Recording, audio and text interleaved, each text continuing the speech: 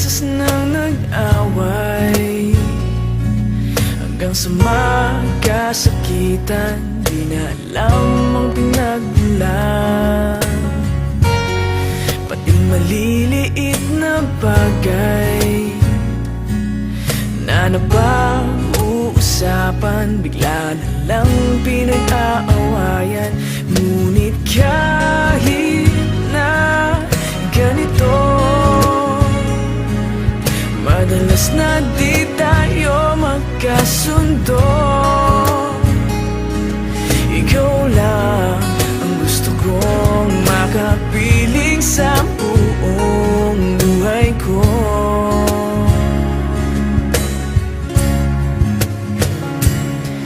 Kahit na binabato mo ako ng kung ano-ano, ikaw pa rin ang gusto ko. Kahit na sinasampal mo ako at sinisip at nasusugatan mo, ikaw pa rin